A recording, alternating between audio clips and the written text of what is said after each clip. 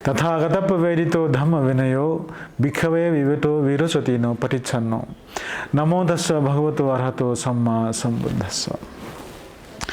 अखिल नेपाल विश्व महासंघ द्वारा गठित धर्म प्रचार उप कमिटी मार्फत धर्म साक्षरता कार्यक्रम माध्यमबाट संसारभरिका सबै समुदायहरूमा धर्म ज्योति पुर्याउने उद्देश्यका साथ सञ्चालित कार्यक्रममा सञ्चालक म भिक्षु शारदको तर्फबाट सर्वप्रथम मैत्रीपूर्ण अभिवादन। आज हामी बुद्धदेशित धर्म मध्ये सबैभन्दा गम्भीर धर्म अभिधर्मको विषयमा छलफल गर्नेछौँ। तथाकथित विद्वान बनाउँदाहरूले यस विषयलाई विविध धारणाहरू राखेका छन्, बुद्धदेशनाको रूपमा लिन चाहन्नन्। आज यी यावत कुराहरूलाई पनि समावेश गरी छलफल गर्नेछौँ। यस कार्यक्रमको लागि निमन्त्रणा गरेका छौँ सर्वप्रथम शासनध्वज धम्माचार्य अग्रमहा ग्रन्थवाचक पण्डित धर्मकीर्ति बिहारको संरक्षिका अध्यक्ष अनागारिका धर्मावती गुरुमालाई यहाँलाई स्वागत गर्छु। र त्यसपछि शासनध्वज धम्माचार्य विमलज्ञानी गुरुमा, उहाँ अन्तर्राष्ट्रिय बौद्ध भावना केन्द्र शङ्खमूलमा ध्यान आदि इत्यादि सिकाउनु हुनुहुन्छ। उहाँ फेसबुक मार्फत पनि धेरै सेवा गर्नुहुन्छ, उहाँलाई पनि धेरै धेरै स्वागत छ। प्रज्ञा डाक्टर रिना तुलाधर बानिया, उहाँ परियति सद्धम्म कोविद पास गर्नुभएको छ र उहाँ त्रिभुवन विश्वविद्यालय अर्थशास्त्र विभागमा सह प्राध्यापक हुनुहुन्छ, उहाँलाई पनि यस कार्यक्रममा स्वागत गर्दछु। अब म विषयवस्तुमा प्रवेश गर्न चाहन्छु।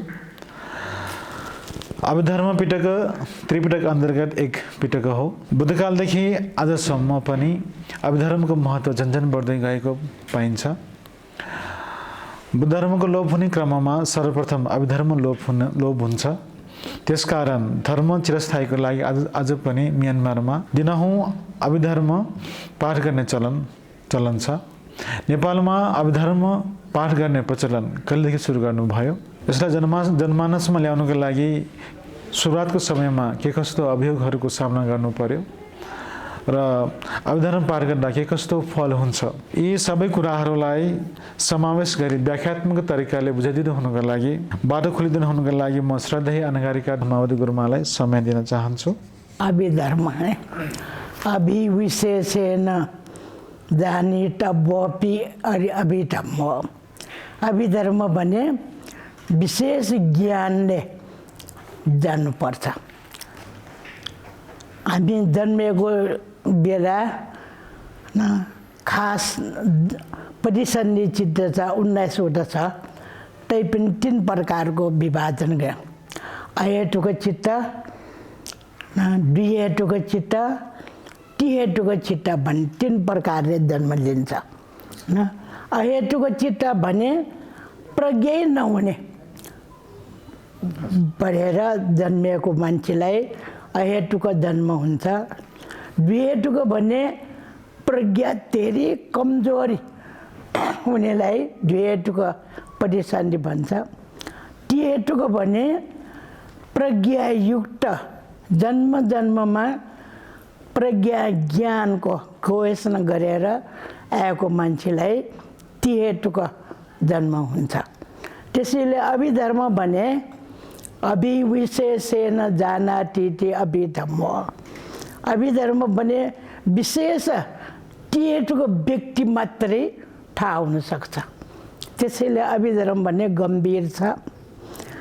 भगवान बुद्धले पनि अभिधर्म मनुष्यलोकमा संक्षिप्त मात्रै बोल्नु भएको छ, किनभने मनुष्यलोकमा मान्छेहरू धेरै दुःख छ। खानु खोज्नुपर्छ, लाउनु खोज्नुपर्छ है। त्यसैले मनुष्यलोकमा संक्षिप्त मात्रै उहाँ कथा भन्नुभएको छ। विशेष गरी आफूलाई जन्म दिएको महामाया देवी उहाँलाई छोडेर 7 दिनपछि त्यो टिस्टा भुवनमा जन्म लियो। उहाँलाई त्राउडिस देवलोकमा बोलाएर विशेष गरी असार पुण्यदेखि कति पुण्यसम्म देवलोकमा विस्तृत रूपले त्यो अभिधर्म देशना गरेको। त्यसैले अभिधर्म भने धेरै गम्भीर छ।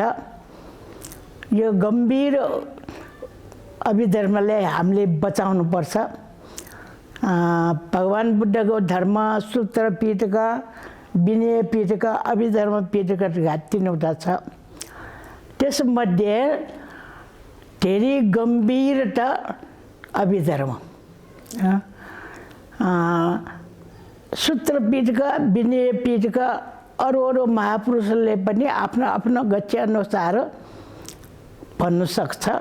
न विनय कर्म पनि यो गर्नुहुन्छ, यो गर्नु हुँदैन भने भन्नुहुन्छ। त्यस्तै सूत्रको ज्ञान पनि साधारण दिनुहुन्छ। तर अभिधर्मको ज्ञान त भगवान बुद्धले मात्रै दिनु सक्छ। विशेषिकन चतुसच्चा विनिमुटो धम्मो नाम नथि। आर्य अष्टाङ्गिक मार्ग ज्ञान, चतुर्आर्य सत्य ज्ञान त्यो बिना बुद्ध धर्मै हुँदैन। त्यसैले विशेष गरेको धर्म देशना गरेको ज्ञान, चतुर्आर्य सत्य, आर्य अष्टाङ्गिक मार्ग प्रदान गरेको धर्मलाई अभिधर्म भन्नु छ। त्यसैले अभिधर्म अलि गम्भीर पनि छ। गम्भीर भएकोले जान्ने पनि गाह्रो छ। त्यसैले पहिला त कोही नै जान्ने मान्छेले के भन्छ, धम्म विनय सङ्गायन भन्छले। धर्म र विनय यो 2टा मात्रै छ भने पनि आलोचना गर्ने जान्नेहरू पनि छ। खास त्यो मिलेन। धम्म भनेपछि धर्ममा सूत्र र अभिधर्म 2टै मिसिएको छ। किनभने पहिला सूत्रमा 1 नम्बर धम्पर राख है। धम्परमा पहिला के मनोपबङ्गमा धम्मा, मनोसेठा मनोमया, मनसाचे पसन्नेन पदुथेन। मुख्य मन हो नि।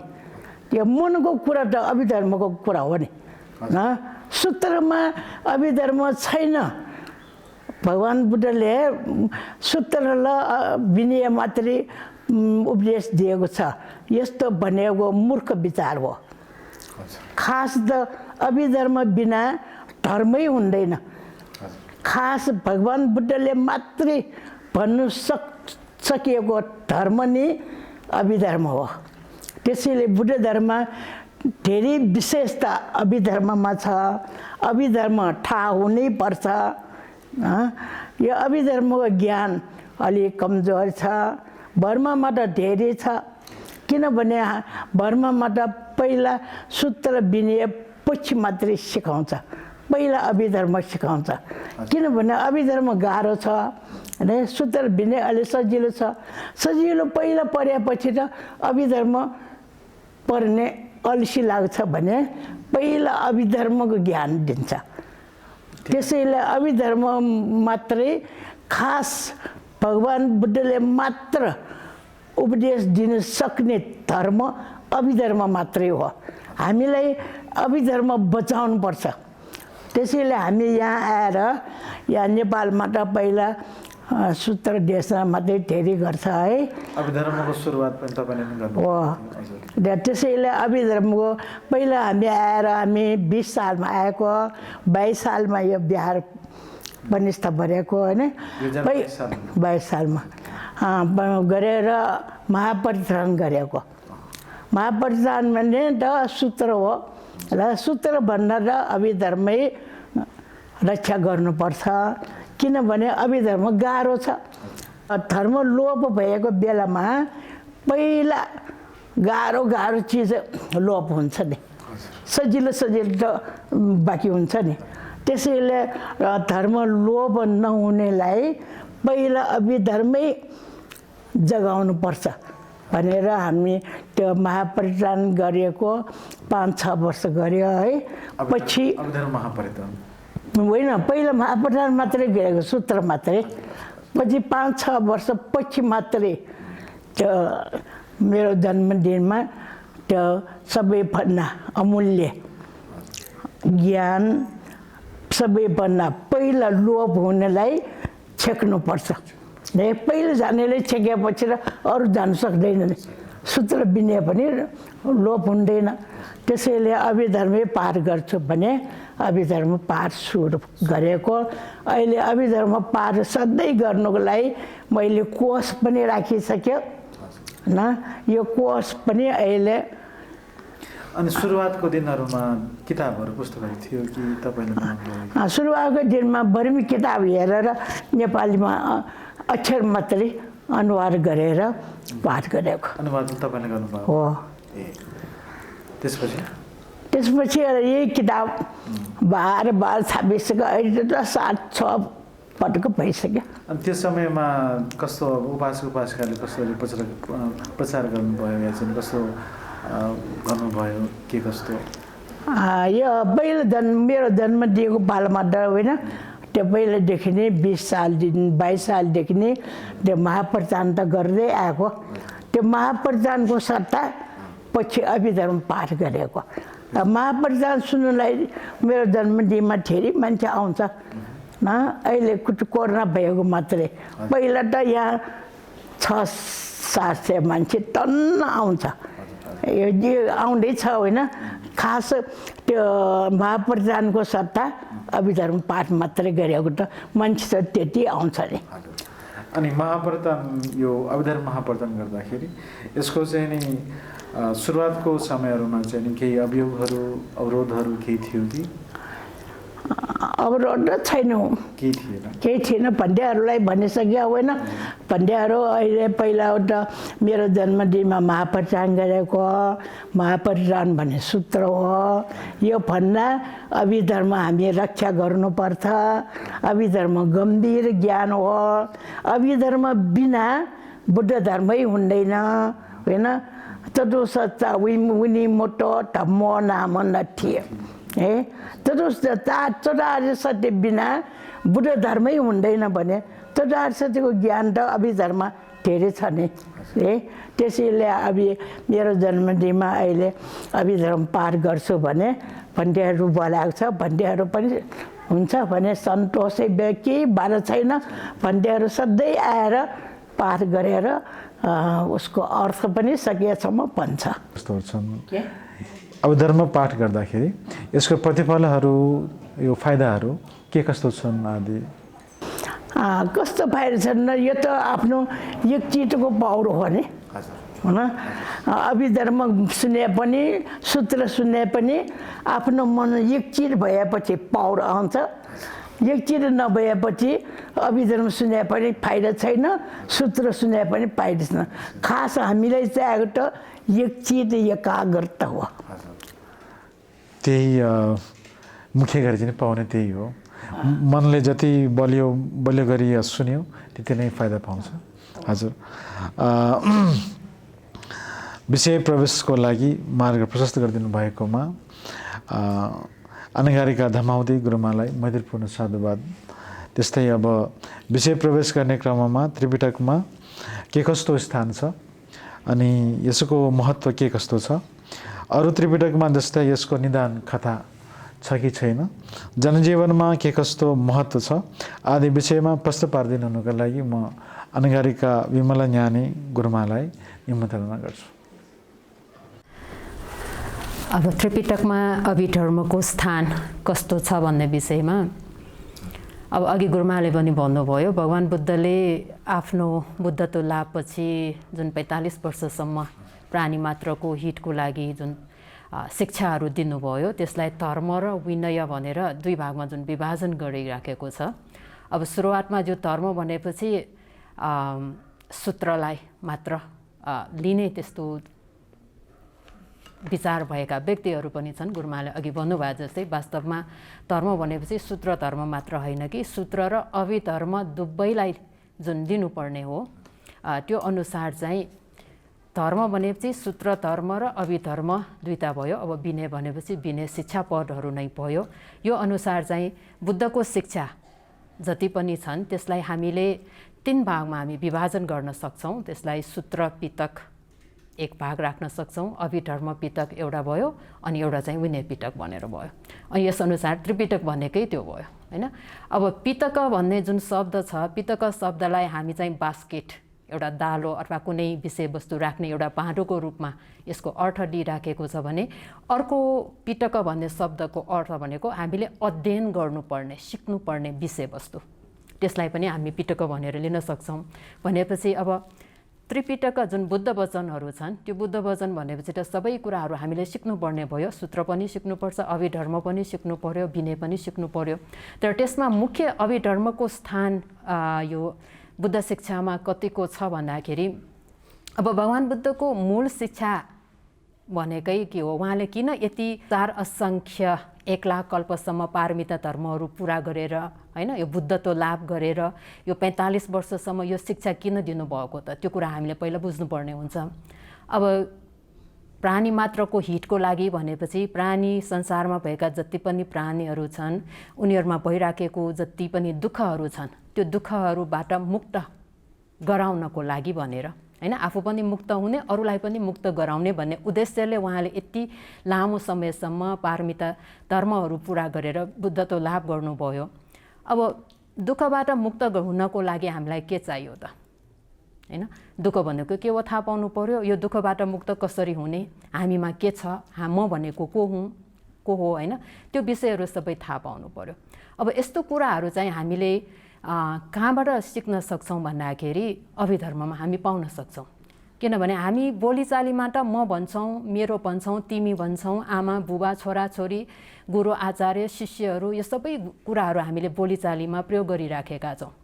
तर वास्तवमा यो कुराहरू साँच्चै छ कि छैन त हैन। अब जबसम्म हामी म, मेरो आमा बुबा, मेरो परिवार, मेरो आफन्तहरू यस्तो तालले हामी जति बेलासम्म त्यसमा तासिराखेका हुन्छौँ नि, त्यो बेलासम्म चाहिँ हामी दुःखबाट मुक्त हुन सक्दैनौँ। अब भनेपछि पहिला हामीले के बुझ्नु पर्यो, म भनेको छ कि छैन हैन, म भनेको साँच्चै छ कि छैन, अथवा यो व्यवहार चलाउनको लागि मात्र हामीले प्रयोग गरिराखेको शब्द हो कि, यो कुराहरू हामीले बुझ्नु पर्यो। तर त्यसको लागि चाहिँ अभिधर्ममा अध्ययन गर्दाखेरि अभिधर्ममा के पाउँछौँ त भन्दाखेरि अभिधर्ममा कहीँ पनि म भनेको आएको छैन त्यसमा हैन, मेरो भन्ने पनि छैन, मेरो परिवार भनेर पनि आएको छैन, मेरो ज्ञाति बन्धु साथीभाइ मित्रहरू यस्तो कुराहरू के पनि आएको छैन। के आएको छ त अभिधर्ममा भन्दाखेरि साँच्चै नै वास्तविक रूपमा विद्यमान भएका यथार्थ स्वभाव धर्महरू, जसलाई हामी परमार्थ धर्म भन्छौँ। परमार्थ धर्म भनेपछि परिवर्तन नहुने तर साँच्चै विद्यमान रहेको, अब यस्तो कुराहरूको विषयमा मात्र यो अभिधर्ममा आएको छ। अब त्यो कुरालाई हामीले नजानेसम्म, नबुझेसम्म चाहिँ म मेरो भनेर त्यसमा तासिने जुन आसक्त हुने स्वभाव छ त्यो त रहिरहने नै हुन्छ हामीमा हैन। अब अभिधर्ममा मुख्य चाहिँ यथार्थ स्वभावको कुरा मात्र आएको छ। अब त्यो स्वभावलाई चाहिँ हामीले अध्ययन गरेर सिक्न सक्छौँ। त्यो अध्ययन गर्नु जरुरी पनि छ। तर भगवान् बुद्धको जुन लक्ष्य छ दुःखबाट मुक्त गराउने र हामी पनि आफू दुःखबाट मुक्त भएको निर्वाणमा पुग्ने भन्ने जुन हाम्रो लक्ष्य छ त्यसको लागि त अध्ययनले मात्र त पुग्ने साँच्चै नै हुँदै होइन। त्यसको लागि त व्यावहारिक रूपमा हामीले विपश्यना ध्यान भावना अभ्यास त पक्कै पनि गर्नुपर्छ। तर यो कुराहरू आफूले अभ्यास गर्न नसकुन्जेल नि भनौँ न, विपश्यना ध्यान र अभ्यास गर्न सक्ने अवस्था अहिले छैन भने पनि यति कुरा जानिराखे पनि सुनेको भरमा श्रुतमय ज्ञान हैन, श्रुतमय ज्ञान अनि त्यसलाई चाहिँ चिन्तन गरेर पनि म मेरो भन्ने केही नै छैन रहेछ, अब यसमा किन आसक्त भएर कराइराख्ने हामी हैन, यसमा किन तासिराख्ने भन्ने त्यो हिसाबले यो एक प्रकारले चिन्तन मनन गरेर भयो। त्यो हिसाबले चाहिँ हामी अलिकति भए पनि यो जुन तासिने आसक्त हुने स्वभाव छ त्यो स्वभावबाट पनि हामी अलिकति अलग हुन सक्छौँ। तर चाहिँ यो स्थायी रूपमा चाहिँ होइन, केही समयको लागि भनौँ न, जुन बेलासम्म हामीमा त्यो विचार आइरहन्छ पर्यवेक्षण गर्न सक्छौँ त्यो बेलासम्म चाहिँ हामी यसबाट अलिकति भए पनि अलग हुन सक्छौँ। विद्यमान यो संसारमा होइन, त्यो विद्यमान भएको स्वभाव धर्महरूलाई ज्ञान दिलाउने भएको हुनाले यसको अध्ययन गर्नु चाहिँ साँच्चै नै महत्त्वपूर्ण छ। अब कसैले यो अभिधर्म भनेको बुद्ध वचन होइन भन्नेहरू पनि धेरै छ हैन। यो त भगवान् बुद्धले देशना गर्नुभएकै छैन। अब सूत्रहरूमा भए एवं मे सुतङ भनेर आइराखेको छ, सबै ठाउँमा मैले यसरी सुनेको छु भन्ने कुराहरू आइराखेको छ। अभिधर्ममा त त्यस्तो कुराहरू कहीँ आएको छैन। त्यस्तो भएपछि त यो अभिधर्म भनेको बुद्ध वचन नै होइन, यो त पछि डेभलप भएको विकास भएर आएको भन्ने त्यस्तो धारणा राख्नेहरू पनि छ। अब यो बुद्ध वचन हो कि होइन भन्ने कुरालाई हामीले भगवान् बुद्धको जुन यो जीवनी छ त्यो जीवनीलाई अध्ययन गर्यो भने पनि थाहा पाउन सक्छौँ होइन। अब भगवान् बुद्ध यो जुन बुद्ध गयामा बुद्धत्व लाभ गर्नुभयो, त्यो बुद्धत्व लाभ हुनु भनेकै सर्वज्ञता ज्ञान उहाँले लाभ गर्नुभएको थियो। त्यो सर्वज्ञता ज्ञान लाभ भएकै समयमा पनि उहाँमा यो अभिधर्मको ज्ञानहरू सबै त्यहाँ प्राप्त गरिसकेको छ। अनि त्यसपछि उहाँले बुद्धत्व लाभपछि जुन 49 दिनसम्म एक ठाउँमा एक हप्ता भनेर जुन 7वटा सप्ताह उहाँले बिताउनु भएको थियो, त्यसमा चाहिँ जुन चौथो सप्ताह चाहिँ यो रत्नघरमा बिताउनु भयो भनेर चाहिँ बुद्ध जीवनीमा आइराखेको छ। सुनको घर रत्नघर भन्ने त्यो ठाउँमा आएको छ। तर यसमा चाहिँ जुन रत्न भन्ने शब्द छ, रत्न, त्यो चाहिँ सुन अथवा यस्तो जवाहरात त्यस्तोलाई चाहिँ भन्न खोजेको होइन यसमा चाहिँ होइन। रत्नघर भनेको चाहिँ जुन भगवान् बुद्धले प्राप्त गर्नुभएको हासिल गर्नुभएको जुन अभिधर्मको ज्ञान छ, त्यो अभिधर्मको ज्ञानलाई चाहिँ आफूले फेरि चिन्तन मनन गरेको होइन, विचार गरेको, त्यो विचार गरेको स्थान अथवा त्यो ठाउँलाई चाहिँ रत्नघर भनेर भनिन्छ। त्यो जवाहरातले बनाएको यस्तो हाम्रो घर जस्तो बिहार जस्तो त्यस्तो ठाउँलाई चाहिँ यो रत्नघर भनेर चाहिँ भन्न खोजेको होइन कि यहाँ रत्न भन्न खोजेकै उहाँले जुन हासिल गर्नुभएको ज्ञान छ, विशेष गरिकन यो अभिधर्मको ज्ञान, त्यो चौथो सप्ताहमा त्यो अभिधर्मको विषयमा उहाँले चाहिँ धेरै चिन्तन मनन गर्नुभएको थियो अथवा एक प्रकारले त्यो अभिधर्ममा क्रीडा गर्नुभएको थियो, खेल्नु भएको थियो। आफूले प्राप्त गरेको ज्ञानमा चाहिँ विभिन्न तरिकाले त्यसलाई विचार गरेर अगाडिबाट पछाडि, पछाडिबाट अगाडि होइन, बिचबाट अगाडि पछाडि, यस्तो आफूलाई जस्तो तरिकाले त्यसमा चाहिँ क्रीडा गर्न मन लाग्छ, जुनसुकै तरिकाले क्रीडा गरेर हेरे पनि सबै छर्लङ्ग स्पष्ट रूपमा थाहा पाउने एकदम खुसी हुनुभएको थियो। अब अभिधर्मको यस्तो गर्दाखेरि चाहिँ अभिधर्ममा हामीलाई थाहा छ कि 7वटा ग्रन्थ छ भनेर, धर्मसङ्गनी, विभङ्ग, धातुकथा, अनि यस्ता पुगलपन्यति, कथावस्तु, यमक, पठान भनेर 7वटा ग्रन्थ छ। त्यो 7वटा ग्रन्थमा जुन धर्मसङ्गनी सर्वप्रथम आउँछ, धर्मसङ्गनीदेखि नै उहाँले एकदम यसको विषयमा एउटा एउटा गरेर चिन्तन मनन गर्नुभएको थियो। तर यमक जुन 6औँ ग्रन्थ हो, त्यहाँसम्म यसरी चिन्तन मनन गर्दा पनि कुनै प्रकारको अद्भुत घटनाहरू भएको थिएन होइन, कुनै अद्भुत घटनाहरू अथवा चमत्कारहरू त्यो भएको थिएन। तर 7औँ ग्रन्थ जुन पठान छ, पठानको विषयमा विभिन्न तरिकाले त्यहाँ क्रीडा गर्दाखेरि चाहिँ उहाँको जुन शरीरबाट चाहिँ 6 वर्ण रश्मिहरू चाहिँ प्रज्वलित भएको थियो होइन। 6 वर्ण रश्मिहरू प्रज्वलित भएको त्यो चौथो सप्ताहमा रत्नघरमा यो अभिधर्मको विषयमा, त्यसमा पनि 7औँ पठानको विषयमा यो क्रीडा गर्दाखेरि, चिन्तन मनन गर्दाखेरि चाहिँ उहाँको शरीरबाट चाहिँ 6 वर्ण रश्मिहरू चाहिँ प्रज्वलित भएको थियो। भनेपछि अभिधर्म त त्यहाँ सुरु भइसकेको छ होइन, तर देशमा चाहिँ गरेको छैन। त्यो बेला त आफू स्वयंले मात्र त्यसमा क्रीडा गरेको, विचार गरेको भयो। अब त्यसपछि बुद्धत्व लाभपछिको जुन 7औँ वर्षावासमा चाहिँ उहाँले अघि गुरुमाले पनि भन्नु भइसक्यो, असार पूर्णिमादेखि यो कोजाग्रत पूर्णिमासम्म होइन, तावटिङ्स देवलोकमा आफ्नो पहिलाको यो माता हुनुभएका सन्तुष्टित देवपुत्रलाई चाहिँ देवपुत्रसहित अरू देव ब्रह्माहरूलाई यो टावटिङ्स देवलोकमा चाहिँ उहाँले अभिधर्मको देशना गर्नुभएको कुरा चाहिँ हामीले सुनिराखेका छौँ, बुद्ध जीवनीमा आइराखेको छ होइन।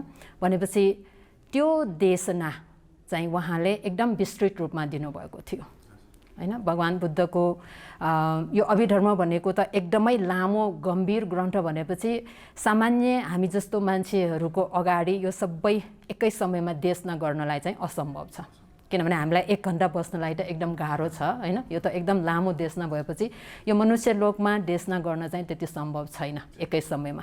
त्यसकारण पनि उहाँले यो तावटिङ्स देवलोकमा गएर देव ब्रह्माहरूलाई चाहिँ यो देशना गर्नुभएको भयो। अब देव ब्रह्माहरूलाई चाहिँ अति विस्तृत रूपमा चाहिँ उहाँले देशना गर्नुभएको थियो। जुन अब भगवान् बुद्ध त आफू मनुष्य हो नि, मनुष्य भएपछि खानु पर्यो होइन, त्यसको लागि चाहिँ बार चाहिँ मनुष्यलोक आउनुहुन्छ। आफू मनुष्यलोक आउनु हुँदाखेरि चाहिँ त्यो देवलोकमा निर्मित बुद्ध स्थापना गरेर निर्मित बुद्धले चाहिँ यहाँदेखि यहाँसम्म देशना गरून् भन्ने यो अधिष्ठान गरेर चाहिँ निर्मित बुद्धले त्यहाँ अभिधर्म चाहिँ निरन्तर रूपमा देशना गरिराखेको हुन्छ। तर मनुष्यलोकमा उहाँ आफ्नो भिक्षाटन गएर भिक्षा ग्रहण गरिसक्नु भइसकेपछि चाहिँ भोजन खाइसक्नु भएपछि सारीपुत्र भन्तेलाई चाहिँ अति संक्षिप्तमा हैन एकदमै संक्षिप्तमा उहाँले देशना गर्नुहुन्छ। अनि सारीपुत्र भन्तेले आफूले जुन अघि भगवान बुद्धले संक्षिप्तमा देशना गर्नुभएको हो त्यसलाई चाहिँ आफ्नै शिष्य भिक्षुहरू 500 जनालाई चाहिँ विस्तृतमा पनि होइन संक्षिप्तमा पनि होइन है त्यो हिसाबमा चाहिँ देशना गर्नुहुन्थ्यो। भनेपछि भगवान बुद्धले एकै समयमा देवलोकमा पनि देशना गर्नुभयो र मनुष्यलोकमा आएर पनि देशना गर्नुभयो। सारीपुत्र भन्तेले फेरि त्यही कुरा मनुष्यलोकमा आफ्नो शिष्यहरूलाई पनि देशना गर्नुभएको यो कुराहरू चाहिँ हामीले त्रिपिटक अध्ययनमा देखिराखेका छौँ। भनेपछि अब यो बुद्ध वचन होइन भन्नलाई कसरी भन्ने हैन। अब कुनैले चाहिँ कथावस्तु जुन ग्रन्थ छ 5औं ग्रन्थ कथावस्तु चाहिँ बुद्ध वचन होइन भनेर पनि फेरि भनिराखेको छ। किनभने यो त तेस्रो संगायनमा मोगलीपुत्र तिस्स भन्तेले चाहिँ विस्तृत रूपमा बताउनु भएको भन्ने कुराहरू आइराखेको छ। यो सत्य कुरा पनि हो। तर चाहिँ मोगलीपुत्र तिस्स भन्तेले आफ्नै ज्ञानले हैन आफ्नै ज्ञानले चाहिँ देशना गरेको कथावस्तु चाहिँ होइन हैन। मोगलीपुत्र तिस्स भन्तेले भविष्यमा यसरी देशना गर्नु हुनेछ भन्ने कुरा सर्वज्ञ बुद्धलाई त थाहा छ। त्यसो हुनाले चाहिँ भगवान बुद्धले आफ्नो समयमा चाहिँ त्यसलाई एकदम संक्षिप्तमा जस्तै कि एउटा कन्टेन्ट माटिकाको रूपमा मात्र छोटकरीमा राख्नु भएको थियो। तृतीय संगायनमा मोगलीपुत्र तिस्स भन्तेले चाहिँ विस्तृत रूपमा देशना गर्नुभएको हो। भनेपछि त्यो हिसाबमा कथावस्तु पनि बुद्ध वचन नै हो भन्नुपर्छ। कसैले चाहिँ अरू चाहिँ बुद्ध वचन हो तर कथावस्तु चाहिँ होइन यो त मोगलीपुत्र तिस्स भन्तेले भन्नुभएको भन्ने त्यस्तो विवाद गर्नेहरू पनि छन्। तर मोगलीपुत्र तिस्स भन्तेमा आफू स्वयंले चाहिँ त्यो निर्माण गरेर भन्न सक्ने क्षमता चाहिँ छैन। किनभने अभिधर्म भनेकै यो सर्वज्ञता ज्ञानको विषय भयो। सामान्य अरू शिष्यहरू श्रावकहरूले चाहिँ बताउन सक्ने देशना गर्न सक्ने त्यो चाहिँ यो अभिधर्म चाहिँ होइन। भनेपछि अब मोगलीपुत्र तिस्स भन्तेले भगवान बुद्धले जुन माटिकाको रूपमा छोटकरीमा बताउनु भएको छ त्यो कुरालाई चाहिँ बताउनु भएको हो। अब यस्तो घटनाहरू त हाम्रो यो सूत्र पिटकमा अध्ययन गर्दा पनि थुप्रै ठाउँमा पाइन्छ नि। कहिलेकाहीँ भगवान बुद्धले एकदम परिसरलाई छोटकरीमा बताउनुहुन्छ र आफू उठेर जानुहुन्छ। अनि भगवान बुद्धले छोटकरीमा भन्नुभएको कुरालाई अरू शिष्यहरूले फेरि त्यसमा परिषदलाई चाहिँ यो उपदेश सुनिराखेका परिषदलाई बुझ्ने गरिकन फेरि विस्तृत रूपमा व्याख्या गर्नुहुन्छ नि हैन। अब त्यो भनेपछि अब यो सूत्रहरू पनि बुद्ध वचन होइन यो त फलानु भन्तेले भनेकोले उहाँको भनेर चाहिँ हामी भन्न मिल्दैनौँ। त्यस्तो कुराहरू त थुप्रै आइराखेको छ। मधुपिण्डीको सूत्रहरूमा पनि आइराखेको छ यो कुराहरू। भनेपछि भगवान बुद्धले बाटो देखाउनु भएको छ त्यहाँ हैन। तर श्रावक शिष्यहरूको पनि त आफ्नो आफ्नो पारमिता संस्कार छ ज्ञान छ। त्यो ज्ञान अनुसार चाहिँ उनीहरूमा चाहिँ विश्लेषण गर्ने व्याख्या गर्न सक्ने क्षमता छ र त्यसलाई हेरेर नै उहाँ भगवान बुद्धले छोटकरीमा मात्र बताउनु भएको हो। अनि अर्को एउटा हाम्रो यो अभिधर्ममा निदानको हिसाबमा हामीले कुरा गर्दाखेरि चाहिँ यसमा दुई प्रकारको निदानलाई हामीले लिनुपर्ने हुन्छ। अरू विषयमा भए चाहिँ एउटा मात्रै निदान आउँछ। यसमा चाहिँ दुई प्रकारको निदान भनेर अर्थकथाचार्यहरूले चाहिँ त्यसमा व्याख्या गरिराखेको छ। एउटा चाहिँ अधिगम निदान भन्ने छ, अर्को चाहिँ देशना निदान भनेर छ हैन। अब अधिगम भन्नुको अर्थ चाहिँ यो अधिगम भन्ने जुन पाली शब्द छ यो चाहिँ प्राप्त गरेको लाभ गरेको भन्ने अर्थमा आउँछ। अब लाभ गरेको के लाभ गर्नुभयो त भन्दाखेरि भगवान बुद्धले सर्वज्ञता ज्ञान लाभ गर्नुभएको थियो हैन। अब त्यही सर्वज्ञता ज्ञान चाहिँ लाभ गर्नलाई त्यतिकै त लाभ गरेको होइन। दीपङ्कर तथागतको पालादेखि नै उहाँले यो सिद्धार्थ गौतम हुन्जेलसम्म पारमिता संस्कार धर्महरू धेरै पुरा गर्नुभएको छ नि। कति त्याग गर्नुभयो, कति चर्याहरू आचरण गर्नुभयो भनेपछि यो दीपङ्कर तथागतको पालादेखि आएर यो बुद्धगयाको बोधी मण्डपमा जुन बुद्धत्व लाभ गर्ने बेलासम्मको समय छ त्यसलाई चाहिँ अधिगम निदान भनेर भनिन्छ। त्यसमा उहाँले पारमिता संस्कार धर्महरू पुरा गरेर लाभ गर्नुभएको सर्वज्ञता ज्ञान। अनि अर्को चाहिँ देशना निदान भनेर छ। अब देशना निदान भनेपछि त्यो पनि दीपङ्कर तथागतको पालादेखि नै आएर यो धर्मचक्र प्रवर्तन सूत्र देशना गरेको समयसम्मलाई चाहिँ त्यसमा देशना निदान भनेर लिइराखेको छ। अब यो अन्तर्गत चाहिँ के लिनुपर्ने हुन्छ भन्दाखेरि अघि भने जस्तै यो पारमिता संस्कार धर्म पारमिता धर्महरू पनि पुरा गर्नुभएको छ। पञ्चमहापरित्याग भनेर त्यो त्याग गर्नुभएको छ हैन। बुद्धटचर्या लोकटचर्या इत्यादि जुन चर्याहरू उहाँले गर्नुभएको छ। त्यसको साथसाथै यो देशना गर्दाखेरि यो देशनालाई कहिले गरेको भन्ने कुरा पनि छ। अब अघि 7औं वर्षावासमा कहाँ गरेको त? टावटिङ छ डेभलपमा ठाउँ पनि छ। कसलाई गरेको त हैन? शून्य परिषदहरू को हुन् त भन्दाखेरि देव ब्रह्माहरू हुन्। सन्तोषित देवपुत्र सहित अरू देव ब्रह्माहरू भनेपछि यो अभिधर्मको देशना चाहिँ अघि एवङमे सुतङ भनेर नआए तापनि हामीले यसमा अध्ययन गर्दाखेरि यो त्यत्तिकै भगवान् बुद्धले स्वयं आफूले विचार चिन्तन मनन गरेर छोडिराखेको विषय मात्र होइन कि देव ब्रह्मा सहित 7औं वर्षावासमा देवलोकमा तावटिङ्स देवलोकमा देव ब्रह्माहरूलाई देशना गरिएको धर्म देशना उहाँको शिक्षा भनेर चाहिँ हामीले त्यहाँ निदानको रूपमा चाहिँ त्यसलाई प्रश्नसँग हामी थाहा पाउन सक्छौँ। त्यसकारण अर्थकथाचार्यहरूले भनिराखेको छ कि अब अभिधर्मलाई बुद्ध वचन पनि होइन, यो भगवान् बुद्धद्वारा देशित बुद्ध भाषित होइन भन्नेहरूलाई चाहिँ यिनीहरूले त भगवान् बुद्धको जुन शिक्षालाई नै बहिष्कार गरेको भनेर पनि भन्न सकिन्छ, भन्नुपर्ने हुन्छ। भगवान् बुद्धले जुन दुःखबाट मुक्त हुनको लागि बुझ्नुपर्ने हैन म को हुँ भन्ने कुराहरू त्यो बुझ्नुपर्नेलाई त्यसलाई नै बहिष्कार गरेको ठहरिन्छ भनेर चाहिँ अर्थकथाचार्यहरूले चाहिँ त्यसरी व्याख्या गरिराख्नुहुन्छ। त्यही कुरामा अभिधर्म यो त्रिपिटकमा अन्तर्गत गर्नुको लागि यसको अब त्यो धर्ममा मनको बारेमा र सत्य वचन भएको कारणले गर्दा त यो अभिधर्म पिटक भनेर चाहिँ राखेर चाहिँ यो त्रिपिटकमा जोइन गरेको छ। त्यसैले चाहिँ यो बुद्धभाषित भनेर चाहिँ नि होइन भन्न चाहिँ सकिँदैन। अब मैले चाहिँ सुनेको अनुसार चाहिँ मैले अध्ययन गरेको अनुसार अभिधर्म भनेको चाहिँ नि मनको व्याख्या गर्ने सत्य वचन भएको कारणले यो भगवान् बुद्धको वचन नै हो। त्यसैले यसलाई बहिष्कार गर्न मिल्दैन। त्यही कारणले चाहिँ नि यो अभिधर्म पिटक भनेर चाहिँ त्रिपिटकमा समावेशन गरेको चाहिँ मुख्य कारण हो भने चाहिँ मैले सुनेको छु। त्यसो यही चाहिँ नि अब विद्वानहरूले जे भए पनि यो अभिधर्म पिटक भनेको चाहिँ नि छोड्न मिल्दैन। त्रिपिटक अन्तर्गत अभिधर्मको स्थान, यसको महत्त्व, यसको बारेमा प्रश्न पारिदिनु भएकोमा अनिगारिका विमला ज्ञानी गुरुमालाई साधुवाद, मैत्रीपूर्ण साधुवाद व्यक्त गर्दछु।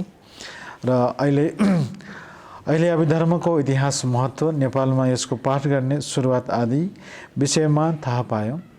अब म यस अभिधर्मले नेपालमा उपासक उपासिकाहरूमा के कस्तो छाया छाडेको छ त बौद्ध विद्वानहरूले यसलाई कसरी बुझेको छ, सामान्य उपासक उपासिकाहरूले यसलाई कुन रूपमा लिएको छ।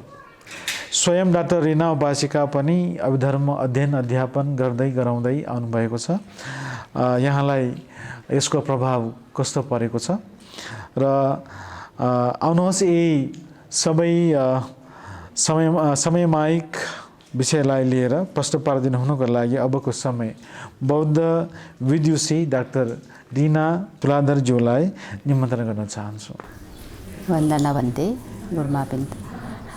यहाँ म आज जुन यो पोजिसनमा आज बसेको छु वा म आफ्नो गुरुमाको कृपाले हो। विमल ज्ञानी गुरुमा जस्तो गुरुमाहरूको शिष्य भएर मैले थोरै बहुत चाहिँ अभिधर्म सिकेको हुँ। म अभिधर्मको पुरै ज्ञाता चाहिँ होइन, तर मैले अभिधर्म चाहिँ कोसँग सिकेँ भन्दाखेरि हाम्रो सधैँ धम्मवती गुरुमासँग सिकेको। त्यो पनि कहिलेदेखि भन्दाखेरि म सानो 9-10 वर्षको केटी हुँदाखेरि यहाँ बिहारमा आउँथेँ। त्यहाँदेखि हामीलाई सानो बेलादेखि नै धम्मवती गुरुमाले अभिधर्म सिकाउनु भयो हामीलाई। अभिधर्म चाहिँ उहाँकैबाट मैले जति सिकेको हो सिकेँ, तर अहिले आफ्नो स्वअध्ययनमा पनि गरिराखेको हो। र अभिधर्ममा चाहिँ अब जस्तै परियटी पढ्दाखेरि पनि हाम्रो अप्सनल विषय हुन्थ्यो, अनि अप्सनल विषयमा चाहिँ मैले अभिधर्म नै चुज गरेर पढेँ, किनभने मलाई गाइड गर्नलाई गुरुमा हुनुहुन्थ्यो। गुरुमाले जे सिकायो त्यही मैले जानेको हो। अब जनमानसमा अभिधर्म अब व्यापक अहिले प्रचार भएको छ, अभिधर्म धेरैले जानिसके होइन। अब सुत्त पिटक बिना पिटक अभिधर्म पिटकमा एउटा यसमध्ये चाहिँ जनमानसमा सुनिने सबैले बुझ्ने कुरा के हो भने अभिधर्म पिटक भित्र अभिधर्ममा परमार्थको देशना हुने भएकोले यो साह्रै गम्भीर छ, हामीले पढ्न सक्दैनौँ भन्ने कुरा चाहिँ यस्तो चाहिँ मेन्टालिटी धेरै अब बुद्ध धर्म अध्ययन गर्नेहरूको उपासक उपासिकाहरू विद्यार्थी वर्गमा मैले देखाएको छु। जस्तै अब साइन्सको विषय भयो भने फिजिक्स गाह्रो छ भनेर सजिलो बोटनी पढ्छ जस्तै नै, तर त्यसरी चाहिँ अभिधर्मलाई अलिक गाह्रो विषय भन्ने किसिमको एउटा छाप विद्यार्थी वर्गहरूमा पढ्ने मैले देखाएको छु।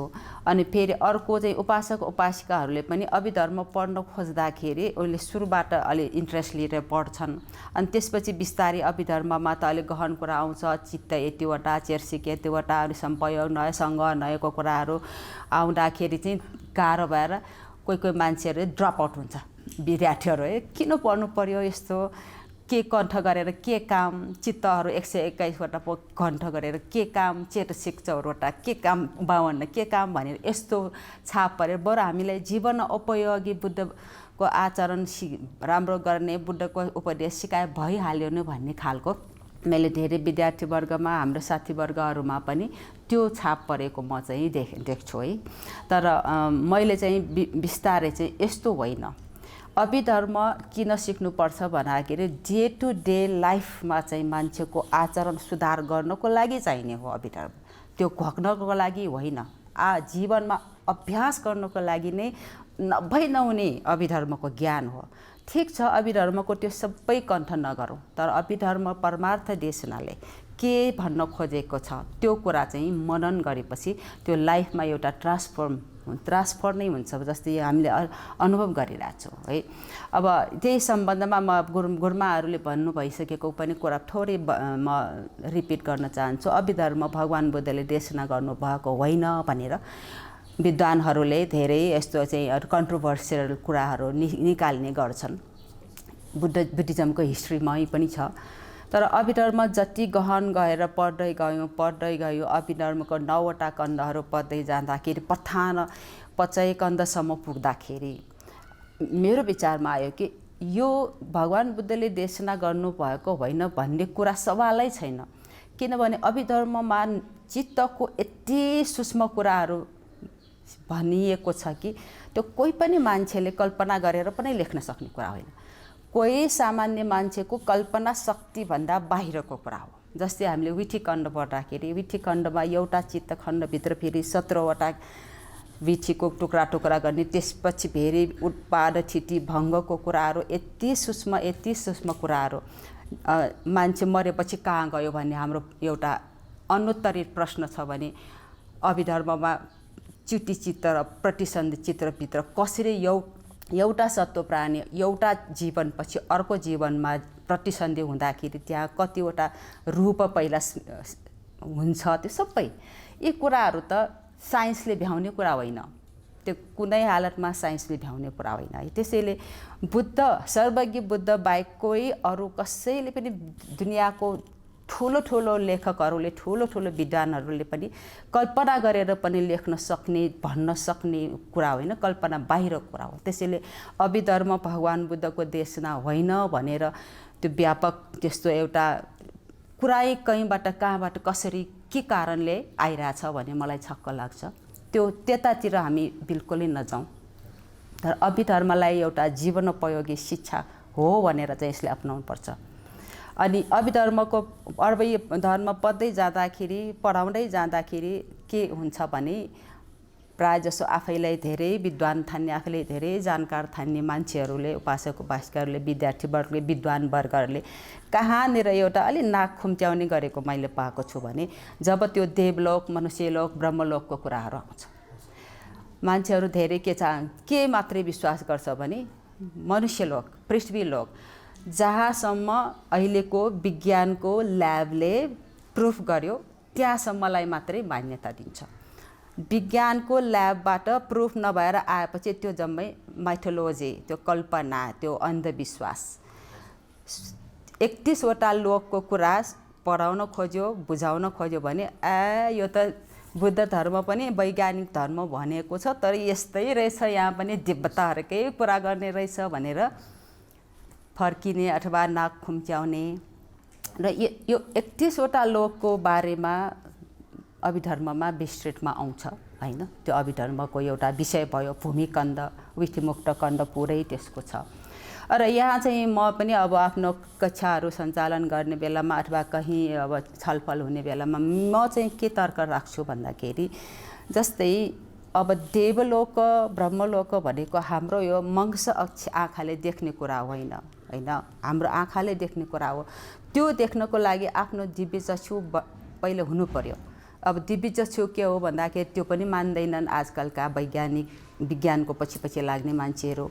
र त्यहाँ पनि म एक्जाम्पल के दिन्छु भन्दाखेरि एउटा ब्लड रगत भन्ने कुरो हैन। रगत हाम्रो आँखाले देख्दाखेरि कस्तो छ? रगत भनेको एउटा रातो तरल पदार्थ हो, त्यति मात्रै हो नि हैन। रगत भनेको त्यो अब त्यो रगतभित्र के छ त्यसबाट नै डायग्नोसिस गरेर डाक्टरहरूले यत्रो धेरै रोगहरू पत्ता लगाएर बिरामीको उपचार गर्छ। डाक्टरहरूको प्याथोलोजी ल्याबमा गयो भने त्यो रगतमा के देख्छ त? जहाँ त्यो एउटा उनीहरूको यन्त्रहरूमा देखेपछि सबै कुरा देख्छ। त्यो यन्त्र बिनामा आँखाले हेर्दाखेरि एउटा रातो तरल पदार्थ हो। जब आफूले चाहिँ अभिधर्मलाई विस्तृतमा गहनमा सिरियसली अध्ययन गर्न थालेपछि, जब एउटा मान्छेहरूले विपस्सना ध्यानलाई गम्भीर रूपमा अध्ययन गर्न थालिसकेपछि यस्तो भगवान बुद्धले देशना गरेको होइन भने यस्तो भ्रम अथवा यो मनुष्य लोकभन्दा बाहिरको कुनै लोकहरू नै छैन भनेर लिने किसिमको त्यो अन्धविश्वास भनौँ कि विश्वास भनौँ, त्यो एउटा भ्रम त्यस्तो चाहिँ हट्दै गएको, मान्छेहरूमा त्यो सोच बदलिँदै गएको पनि मैले कहिलेकाहीँ देखाएको छु है। अब अभिधर्मको विषयमा अब मैले पनि साथीहरूलाई पढाउँदाखेरि त्यही कुरा आउँछ, किन यो घोकेर के काम हामीलाई जीवनोपयोगी कुराहरू सिकाउनु पर्यो भन्ने कुरा हुन्छ। तर त्यहाँनिर सबै मान्छेहरूले के बुझेको छैन भने अभिधर्म भनेकै जीवनको लागि नै हो, जीवनोपयोगी नै हो। म एउटा दुईटा इक्जाम्पल दिन्छु। जस्तै अब अभिधर्ममा एउटा विषय हामीले सम्यक दृष्टिलाई ल्याउँ होइन, सम्यक दृष्टि सिकाइन्छ। सम्यक दृष्टिमा 5वटा सम्यक दृष्टि। अब पहिलो चाहिँ कमसकटा सम्यक दृष्टि, पछिल्लो 4वटा त ध्यान शक्तिले नै आउनुपर्ने हो। यो ध्यान सम्यक दृष्टि, विपस्सना सम्यक दृष्टि, मार्ग दृष्टि, फल सम्यक दृष्टिहरूलाई छोडेर कमसकटा सम्यक दृष्टि एउटा मात्रै अभिधर्मको पढाइको जोडले कसैमा त्यो सम्यक दृष्टि उत्पन्न भयो, सम्यक दृष्टि आयो भने कयौँ गुणा यो संसारमा शान्ति हुन्छ। धेरै अकुशल कार्यहरू गर्नबाट मान्छे बच्छ। हामी यहाँ धर्मकीर्ति बिहारमा अभिधर्मको कक्षाहरू गुरुमाको धर्म देशनाको आधारमा सञ्चालन गरौँ भनेर तमाब्दी गुरुमाका मैले बिन्ती गर्न आउँदाखेरि अरू केही नभए पनि मान्छेहरूमा कमसेकम सकटा सम्यक दृष्टि भए पनि आओस् भन्ने मेरो चाहना हो भन्दाखेरि गुरुमा हाँस्नुभयो, खुसी हुनुभयो। कमसकटा सम्यक दृष्टि एउटा मात्रै पनि अभिधर्मको गहन अध्ययनले आउँछ भन्ने मलाई विश्वास लाग्छ। किनभने त्यसमा यति सारा गहनसँग कुशल चित्त, अकुशल चित्त अनि कुशल चित्त र अकुशल विपाक चित्तहरूको यति गहनमा सिकाइन्छ कि त्यसमा त्यो एब्जर्भ गर्दाखेरि त्यो बुझ्ने अनि आफूले गरेको कुशल कर्मको फल आफूले भोग्नै पर्ने, आफूले गरेको अकुशल कर्मको विपाक भोग्नै पर्ने पनि आफ्नो मनमा दृढ विश्वास आएपछि हैन, त्यो मान्छेमा धेरै परिवर्तन हुन्छ। के परिवर्तन हुन्छ? त्यो मान्छेले अकुशल गर्न त्यो हिचकिचाउँछ। जब उसले बुझ्छ कि यसको फल विपाक त मलाई आउँछ नि आउँछ भनेर दृढ विश्वास आएपछि अकुशलबाट ऊ हट्छ। अनि कुनै आफ्नो दुर्भाग्य भयो, मान्छेहरूमा यस्तो स्वभाव हुन्छ नि, दुर्भाग्य भयो, फलानोले गर्दाखेरि त मैले यस्तो भोग्नु परेको हो, तैँले गरेर त मलाई यस्तो, आफूलाई भएको दुःख दुर्घटना जहिले पनि अरूमा थुपार्छ, अरूलाई दोष दिन्छ। तर अभिधर्मको ज्ञानले के हुन्छ त भन्दाखेरि होइन, मलाई जे पनि राम्रो कुशल अकुशल विपाकमा त छर्लङ्गै यो सिकाएको छ। अनि होइन, यो मेरै पूर्वजन्मको कुनै विपाक मैले भोगेको हुनुपर्छ भनेर त्यसरी मन उसले राख्न सक्छ। एउटा सम्यक दृष्टिको एउटा मैले सानो मात्रै अब अभिधर्म त भाष विषय हो, तर जनमानसमा अब मान्छेमा कस्तो प्रभाव पर्छ भनेको प्रश्नलाई फोकस गरेर मात्रै मैले भन्न खोजेको है। अनि त्यस्तै अब अर्को मैले एउटा अभिधर्ममा मूलको हेतु 6वटा हेतुको पनि एउटा इक्जाम्पल दिन चाहन्छु।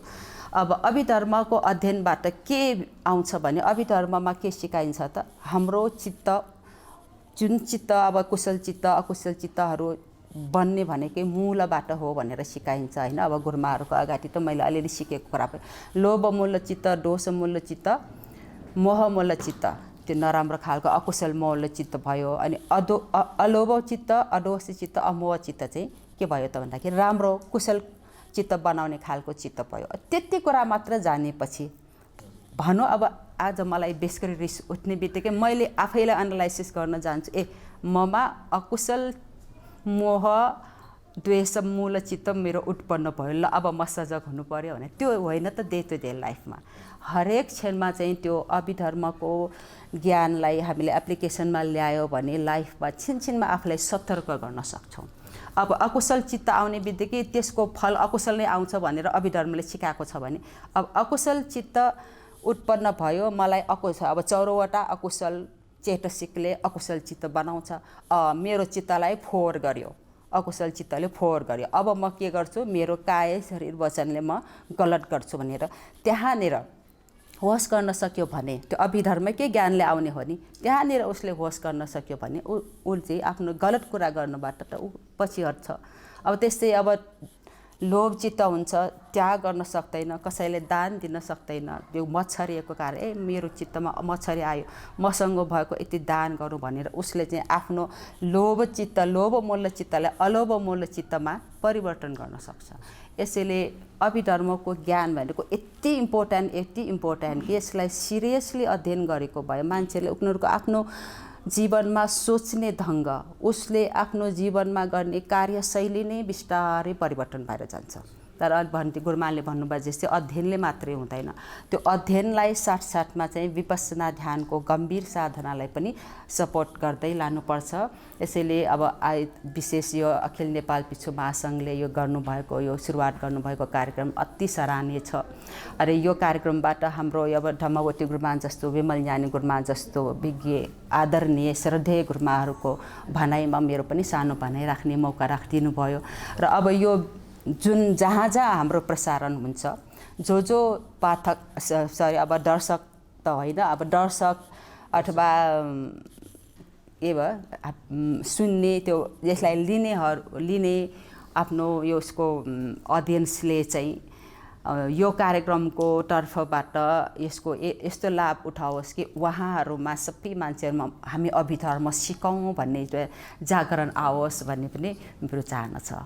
र यो समयअनुसार म यति मात्रै भन्छु। धन्यवाद छ डाक्टर रिना तुराधरज्यूलाई जनमानसमा के कस्तो प्रभाव पारेको छ र अभिधर्मको बारेमा विस्तारात्मक सहित यो भनिदिएकोमा उहाँलाई मैत्रीपूर्ण साधुवाद व्यक्त गर्दै आजको यस कार्यक्रम मार्फत यहाँहरूले अभिधर्मको सम्बन्धी धेरै ज्ञान हासिल गर्नुभएको होला भनी म विश्वास गर्दछु। आजको यस कार्यक्रममा निमन्त्रणा गरेको अनुसार पाल्नुभएका यहाँहरूलाई यस दर्पण प्रचार उपक्रम तर्फबाट मैत्रीपूर्ण साधुवाद व्यक्त गर्दै अर्को कार्यक्रममा नयाँ विषयलाई लिएर पुनः उपस्थित हुने बाचाका साथ आजलाई बिदा चाहन्छु। भवतु सर्वमङ्गलम्।